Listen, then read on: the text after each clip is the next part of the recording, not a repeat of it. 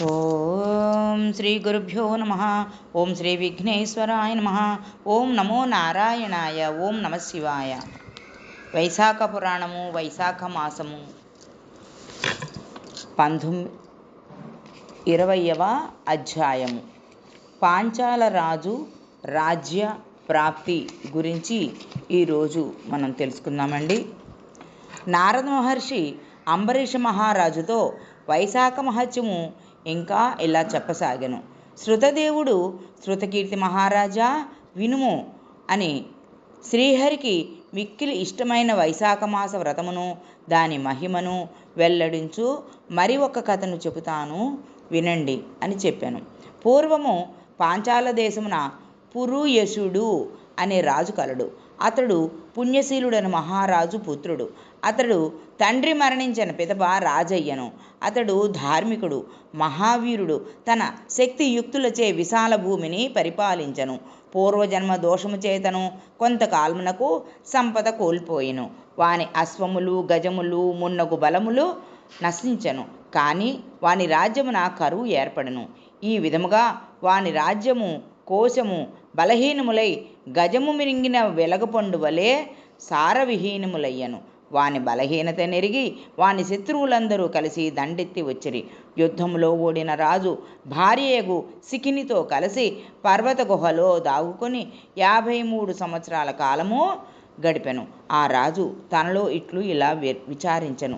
నేను ఉత్తమ వంశమున జన్మించితిని, మంచి పనులను చేసితిని, పెద్దలను గౌరవించితిని, జ్ఞానవంతుడును, దైవభక్తి ఇంద్రియ జయము కలవాడను. నా వారును నా వలనే సద్గుణవంతులు. నేనేమి పాపం చేసితినని నాకిట్టి కష్టములు కలిగినవి? నేనిట్లు అడవిలో ఎంతకాలం ఉండవలెనో కదా అని విచారించి తన గురువులకు యాజుడు ఉపయాజకుడను గురువులను తలుచుకొనెను. సర్వజ్ఞనగు వారిద్దరును కూడా రాజు స్మరింపగానే వాని వద్దకు వచ్చిరి. రాజు వారిద్దరికీ నమస్కరించి యథాశక్తిగా అనుపచారములను చేసెను. వారిని సుఖాసీనులను గావించి దీనుడై వారి పాదములందు పడి నాకిట్టి స్థితి ఏలవచ్చెను, నాకు తరుణోపాయమును చెప్పండని వారిని ప్రార్థించెను. వారు రాజును లేవదీసి కూర్చుండబెట్టి రాజు చెప్పిన మాటలను వినిరి. వాని మనోవిచారమును గ్రహించిరి. క్షణకాలము ధ్యానమగ్నులై ఇట్లని, రాజా, నీ దుఃఖమునకు కారణము వినుము. నీవు గత 10 జన్మలలో కౌర్యము కలిగిన కిరాతుడువు. నీ యందు ధర్మవృత్తి కొంచెమైనను లేదు. సద్గుణములు లేవియునూ లేవు. శ్రీహరికి నమస్కరింపలేదు, శ్రీహరిని కీర్తింపలేదు, శ్రీహరి కథలను వినలేదు. గత జన్మమున నీవు సహ్యపర్వతమున కిరాతుడివై ఉంటివి. అందరినీ బాధించుచు బాటసారులను దోచుకొనుచు నింద్యముగు జీవితమును గడుపుచూ ఉంటివి. నీవు గౌడ దేశమున ఉన్న వారికి భయంకరుడివై ఉంటివి. ఇట్లు 5 సంవత్సరములు గడిచినవి. బాలురను, మృగములను, పక్షులను, బాటసారులను వధించుటచే నీకు సంతానము లేదు. నీకు ఈ జన్మయందును సంతానము లేకపోవుటకును నీ పూర్వకర్మయే కారణము. నీ భార్య తప్ప నీకెవరును అప్పుడునూ లేకుండిరి. అందరినీ పీడించుట చేతను దానమన్నది లేకపోవుట చేతను నీవు దరిద్రుడుగా ఉంటివి. అప్పుడు అందరినీ భయపెట్టుటచే నీకిప్పుడు ఈ భయము కలిగెను. ఇతరులను నిర్దయగా పీడించుటచే ఇప్పుడు నీ రాజ్యము శత్రువుల అధీనమైనది. ఇన్ని పాపములు చేసిన నీవు రాజకులమున పుట్టుటకు కారణము వినుము. నీవు గౌడ దేశమున అడవిలో కిరాతకుడవై గత జన్మలో ఉండగా ధనవంతులకు 2 వైశ్యులు కర్షణుడు అనే ముని నీవున్న అడవిలో ప్రయాణించుచూ ఉండిరి. నీవు వారిని అడ్డగించి బాణమును ప్రయోగించి ఒక వైశ్యుని చంపితివి. 2వ వైశ్యుని కూడా చంపబోతివి. అతడును భయపడి ధనమును పొదరింట దాచి ప్రాణరక్షకై పారిపోయెను. కర్షణుడు అనే మునియు నీకు భయపడి ఆ అడవిలో పరిగెత్తుచు ఎండకు దప్పికకు అలసి మూర్ఛెల్లెను.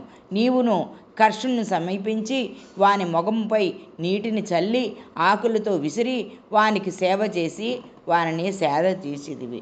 అతడు తేరుకున్న తరువాత నీవు ముని, నీకు నా వలన భయము లేదు.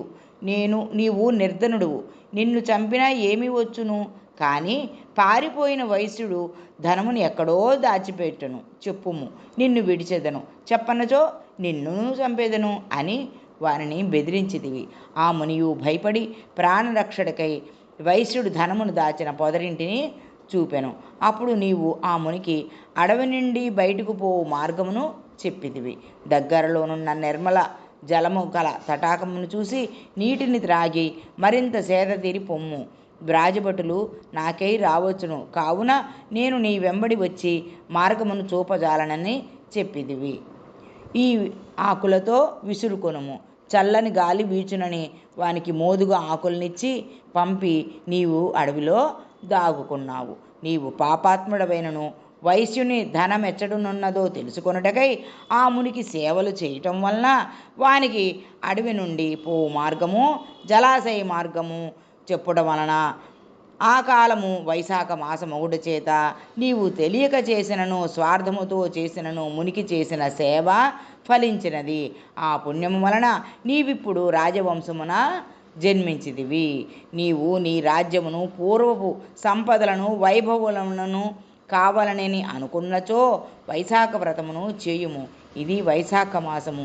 నీవు వైశాఖ శుద్ధ తదియనందు అక్షయ తృతీయ ఒకసారి ఈనిన ఆవును దూడతో పాటు దానమిచ్చినచో నీ కష్టములు తీరును. గొడుగునిచ్చిన నీకు రాజ్యము చేకూరును. ప్రాతకాల స్నానము చేసి అన్ని ప్రాణులకు అందరికీ సుఖమును కలిగింపుము. నీవు భక్తి శ్రద్ధలతో వైశాఖ వ్రతమును ఆచరించి శ్రీహరిని అర్చించి శ్రీహరి కథలను విని యథాశక్తి దానములను చేయుము. లోకములన్నీ నీకు వశములగును.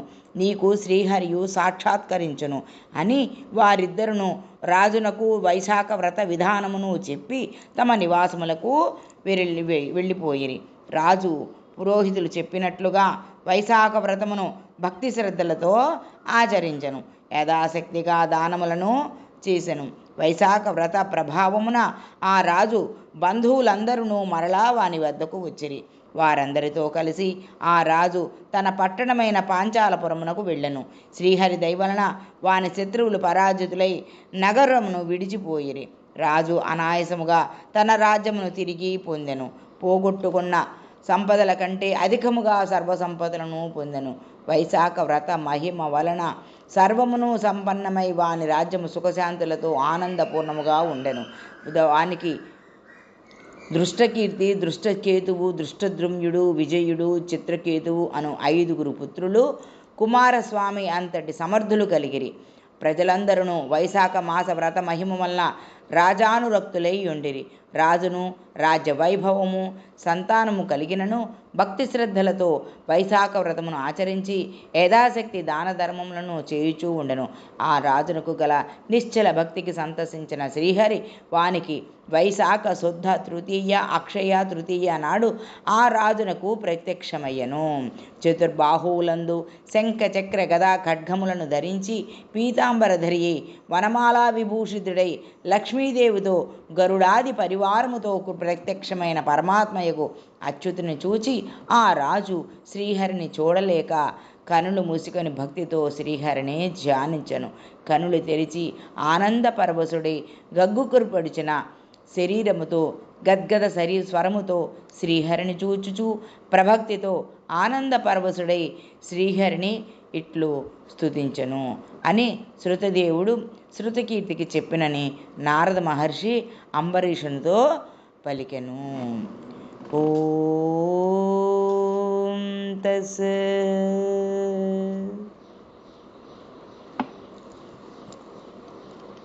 రేపు పాంచాల రాజు యొక్క సాహిత్యం గురించి రేపటి రోజున మనమందరం కూడా తెలుసుకుందామండి.